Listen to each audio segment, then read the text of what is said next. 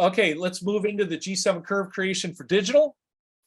When we're dealing with digital, again, we need to know what normal variation is. We need to know what expectations are. To help us understand why curves don't work it's usually because the printer is not stabilized or it's not in a precise, repeatable condition.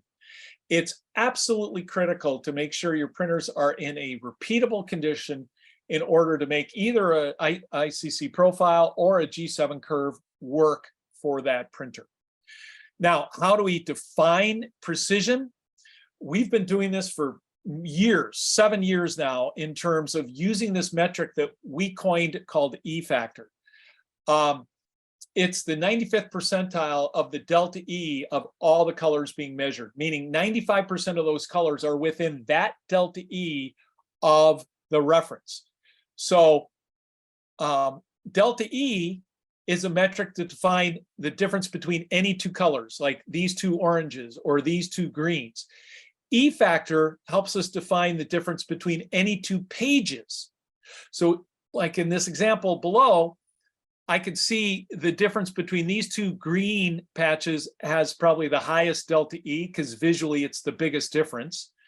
And the difference between these pages below, the biggest difference is probably between these two. But what's the difference? You need to be able to quantify it somehow. And that's what delta E allows us to do, as well as E factor. So the higher the E factor, the bigger the visual difference. The lower the E factor, the smaller the visual difference. Just like delta E, and it scales the same way. So how you see a 2 delta E is how you'd see a 2 E factor. It's really tight. And with our research that we've done with print buyers, essentially, if you're under a 3 E factor, almost all print buyers will accept it. You've got some out there that are maybe a bit anal, and you better be charging them a lot more because they might ask for a 2. But with the right tracking of tools and so forth, you can do that. And then you've got print buyers that are more reasonable, that are maybe a 5. In fact, 5 is kind of the 50% point, where 50% will accept a 5 and 50% won't. And so you as an organization want to set up tolerances for your printing devices per operator so that you're hitting company standards that are within the company expectations, which are within your customer expectations. And what we found is, if your customer expectation is, let's say, a 4, as long as your printer is printing an E factor of less than a 4, they're going to accept it. If the printer prints to an E factor greater than a 4, they're going to be disappointed with it. They're not going to like it. So this comes down to you figuring out where your customers' expectations are. We've got customers like Shutterfly who their expectations are a 3. So they essentially they've got over 200 presses on ChromaChecker all around the world. The press can't print unless ChromaChecker is running. And thank goodness ChromaChecker never goes down. So they always print, and they always know exactly how each press is printing. I've got other customers, which I won't name names, that are a 7 E factor, because the type of customers they work with are pretty much online customers that order offline, online things, and they're printing a 7 all day long, and they're totally successful. So there's not like there's a right E factor. It all depends upon your customer expectations. And so once you have a sense of what you want your E factor to be, do you know how your printers are performing? This is where baselining the printing devices and collecting the data from your presses so you can begin to know what is normal. Now, certain presses are really easy to collect data from, like a Epson with a Spectre proofer. We can pull that data in directly from the Epson. An HP Indigo with Colorbeat, we can pull that data in. So there isn't any need for an operator to do any scanning. It's all automatic, internal to the device, and more of this is happening.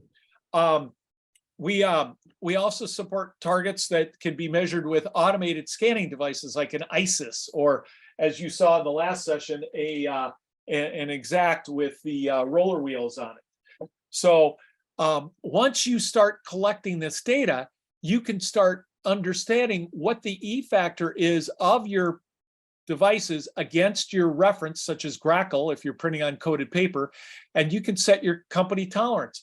And I typically want to start high. So you have to crawl before you walk, before you run. So I like to start people at a 5 or 6 E factor.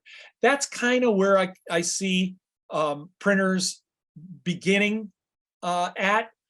And oftentimes they might go for a 5 and only 1 or 2 of their devices is actually within a 5, but they'll know, okay, if I apply a curve correctly or I build an ICC profile, I can start getting my devices into a 5. You never want to start at a 3. Shutterfly didn't start at a 3. Shutterfly started at a 5.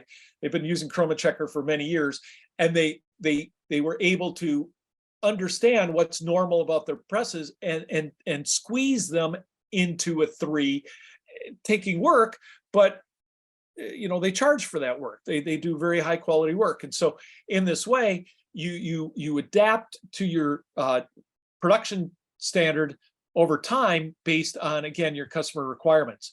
And then you can give them pass fail requirements. So the operator knows, like Office Depot, their regional print centers all use ChromaChecker on 60 plus presses. Print comes off the press first thing in the morning. They're set up, their digital presses are set up with ISISes, with barcodes. So they take the target, they put it in the ISIS scans it, gives them a pass or fail at the end, and then they know that they can start running production on that press that day. On the large format presses at Office Depot regional print centers, they use a I1IO, and we have it set up on the IO so that there's magnets on the side of the table. So they align and we have a video on this that shows how they do it. You align the target so it's in the same position on the IO every time. So the location of the target is on the same place on the table. And our driving the IO knows that where the target is, so the operator never has to hit the 3 corners of the IO telling where the target is. It knows where the target is, so it reads it in seconds. Again, the video is so impressive because they literally put the target down, they say measure, the IO comes, measures the target, gives you a pass or fail, and it's seconds of time to know where your press is running and whether or not it's printing sellable work. So in digital, we need to understand that the precision is often due to the mechanics and the maintenance of the printer. Some printers have different levels of precision. A device like I'll pick on a couple vendors here. This press I think is discontinued, but it's a Xerox color press, and I've had a lot of experience with it. And the best E factor you can kind of hope to get on this press over the course of, let's say, a year is about a 5. And I don't know exactly what the cost was, but it's on the less expensive side of digital presses. Whereas you take something like an Indigo or a KM1 press, those presses are capable of maintaining an E factor of around a 2 over the course of a year. So as long as you do the right manufacturer maintenance and recommendations on it. So in this way, you often get what you pay for in terms of the precision and accuracy of digital devices that you're working with. And I've seen Indigos with a color variation within the page of a 1 E factor, and I've seen Indigos, same make and model, with a color variation of a 4.5 E factor on one page. And it's all due to one of the presses following manufacturer recommendations and one of the presses not. So can't stress that enough, how important following manufacturer recommendations is. Another thing to be aware of with presses, digital especially, is that they can change through the course of the press run. A device like a iGen, not to pick on an iGen, but it has what's called blanket memory. So how it prints that first sheet off the run is different than how it prints the 50th sheet. And we're talking up to a 2 E factor that I've seen in the field. So can you imagine you're trying to hit a 2E factor and the press changes a 2E factor in the first 50 sheets? That's something to be aware of. That means if once it's hit the 50 sheets, it's leveled off. It's beautiful. It's a very, but I had the customer ask me, does that mean I have to throw away the first 50 sheets? And I'm like, well, if you want all the sheets to be a 2, yeah, you gotta you gotta throw away those first 50 sheets, which seems kind of crazy, but it is what it is. And then also understand, precision is related typically to the mechanics of the device. The accuracy is typically related to the workflow of the device. And let me just mention this for a sec. ChromaChecker allows you to put both RGB data and CMYK data on the same color bar. This is important because the CMYK data helps us understand if the precision of the mechanics of the printer are correct. The RGB data helps us understand whether or not the color conversion, either applying G7 curves or ICC profiles, is being applied correctly. So if the RGB data fails, but the CMYK data passes, I know the mechanics of the device are right. Something went wrong in the conversion of the color to the printer.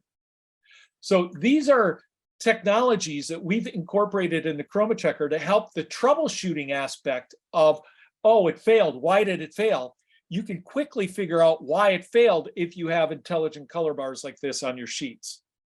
Now, the difference between applying G7 curves in your workflow versus ICC profiles, if you have a device like an HP Indigo, and if you calibrate it to itself, if you compare how close it is to Grackle, so you're setting your Indigo up to the Indigo standard, which gives you better blues than Grackle, and it's perfectly acceptable.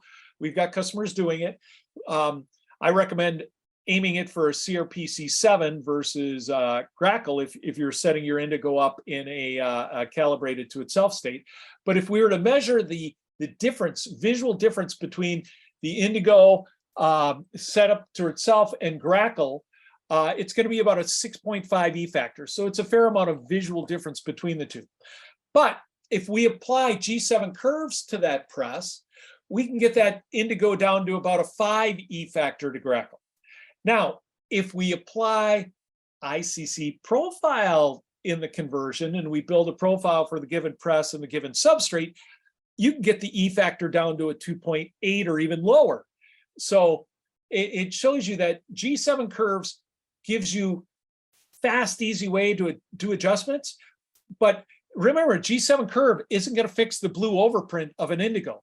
The blue overprint of an Indigo or an iGen or most digital presses in the native state is going to be 9 delta E different than Grackle. That contributes to why the E factor is so high. Whereas if you color manage the digital press, so that blue E factor is maybe only a 3 delta E to Grackle, well, that helps bring your E factor down to a much smaller number, a 3.8. So you're not going to be as accurate visually with a G7 curve as you are with an ICC profile, but a G7 curve can be made so much faster than an ICC profile. So just keep that in mind in terms of differences. Dave? Yeah, question. Yeah, is the profile built using the correction curve? So that's a great question. It can be, and you can do a G7 curve and then build an ICC profile, or just build an ICC profile. When I did G7 expert courses with Canon and Konica Minolta and some other companies, we'd break up into groups because they had learned initially, you got to build a curve for everything. Well, the person that taught the class before me sold curve software, so you have to build a curve for everything. Well, our software does curves and does profiles, and I don't care. I don't care what you use. I don't get paid if you do curves or not curves. So we broke the classes up into 2 groups. One group did the curve and then the profile, same equipment. The other group just did the profile. And the results were undistinguishable by all the classes. And people's brains were blowing up because they're like, well, I was taught that you have to do a curve. It's like, well, you don't have to do a curve before you do a profile. And yeah, it's interesting here. Dave, Yeah, go ahead. also, what curve formats does ChromaChecker support? It supports virtually all. I'll show you which ones, but there's like 15 different curve formats it supports. In fact, yeah, I'll get into that in a minute. But yeah, lots of curve formats. And does it keep a history of the curves? Absolutely, it keeps a history. So let's pop there now. And here I happen to be on the screen that shows the different curve formats. So CGATs, PLists, AGFA, TED, XMF, Nexus, Onyx, Wasatch, HP, all these formats are supported. Okay. And then once you've built a curve for the given device, you can see a history of all the curves for that device. So this one happens not to have any, but I'm sure this device has some. So if I go to my Komori, you can see here's a history of all the curves that we did for that Komori. And at any time we can go back and see how that press curve was performing. So ChromaChecker keeps track of all this information within the system. Now, a couple more slides because I know we're coming up on time. So E-factor not only can be used to assess how precise and accurate the device is over time. Here's 4 devices over the course of a year. That blue line is the color press that I mentioned from Xerox, up around a 5 E-factor.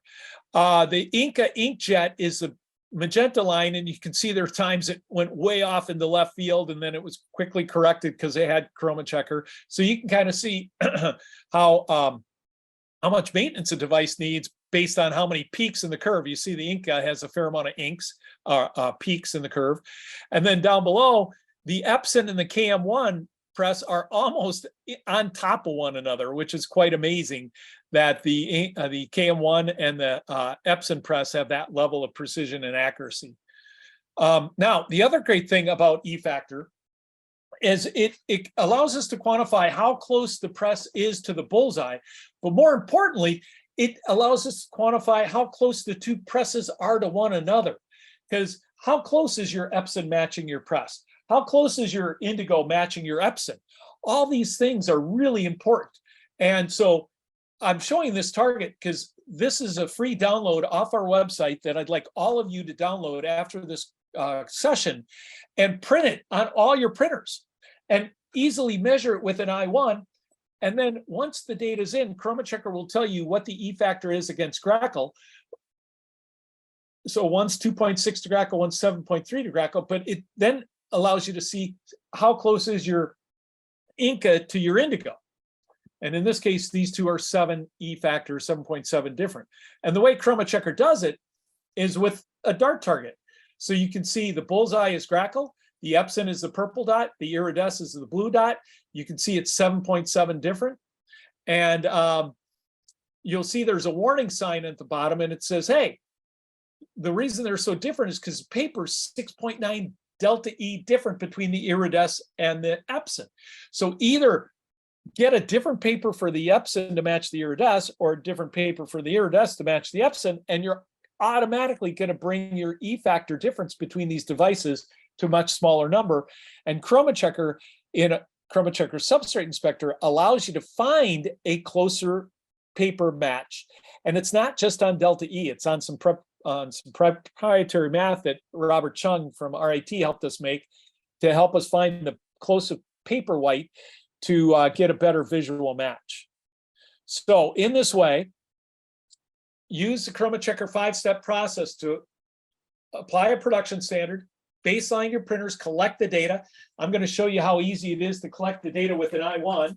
During our switchover, I switched from my Exact to an I1.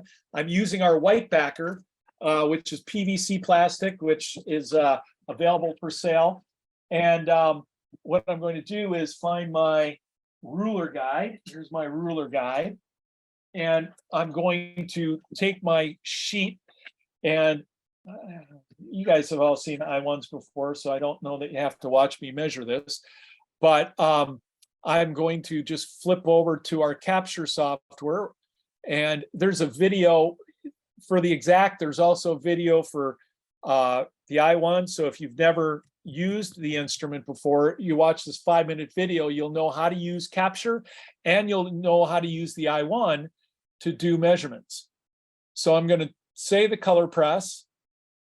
I'm going to,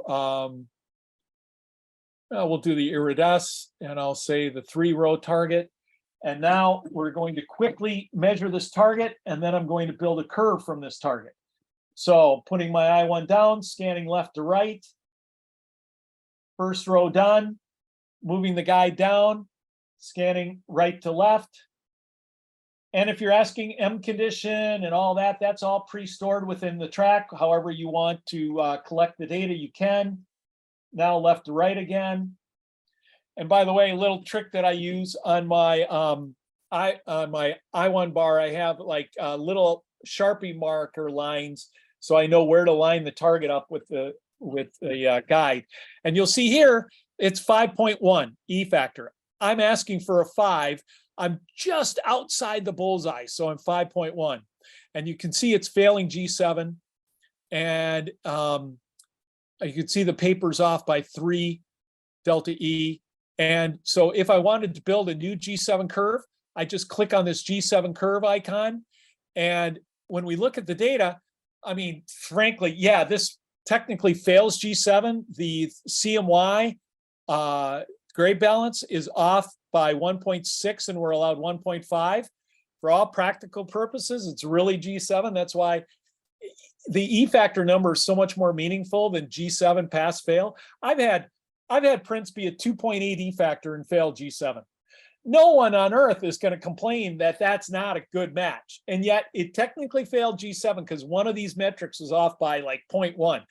The G7 metrics we built, I was part of the committee that set them up. We built these metrics for pass fail to show that when you submit data to ID Alliance, that you're capable of doing it. These were never meant to be day-to-day production standards. And I can share with you that anyone trying to hit G7 on every sellable sheet would be out of business in a week, because it's not doable to hit G7 tolerances in normal production on virtually every type of printing device on the market today. It's just not reasonable. And so you need some other metric to define sellability or waste. And that's why E factor is so useful, because it's a metric that correlates to how our eyes perceive color difference, because it's based on a type of delta E, and it's good. Now, when I say calculate, it's building the curve, and it automatically downloads to my folder, as you'll see here in a second. And then I can take that file and pop it into my workflow. Or if you are using a program like All-in Color Hub, All-in Color Hub can be looking at a hot folder directory, and every time a new file is put in that directory, the next file through the workflow has that tone curve applied to it. So the operator doesn't even have to load the tone curve into the workflow.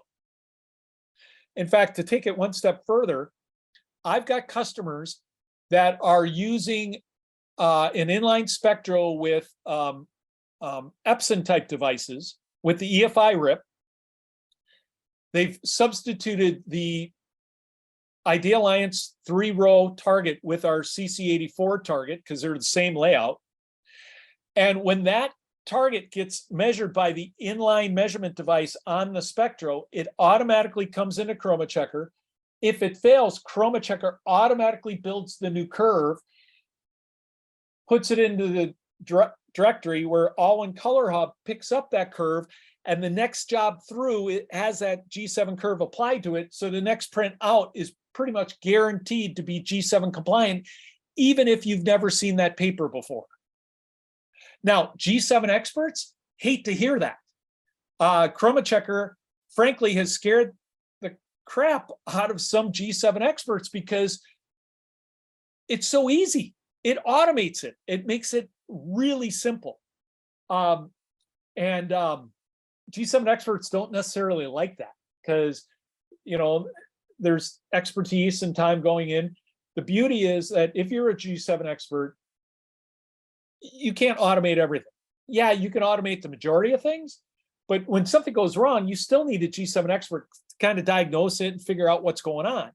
So G7 expertise is still important, but within a context. We're all about faster make ready, faster production, less waste.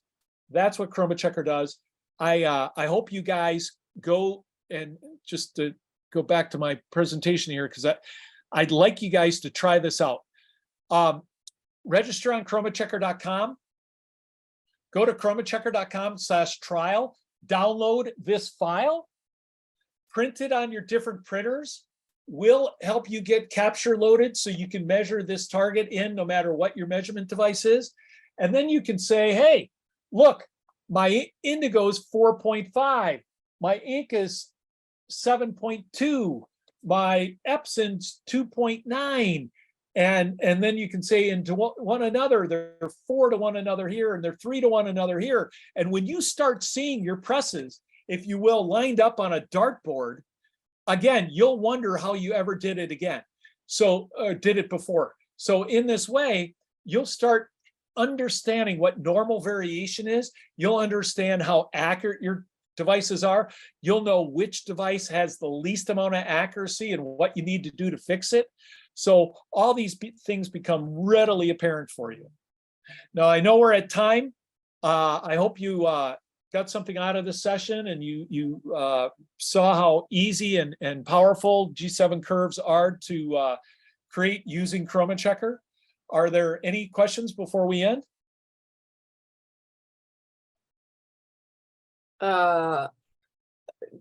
Just no more questions. Just thanks.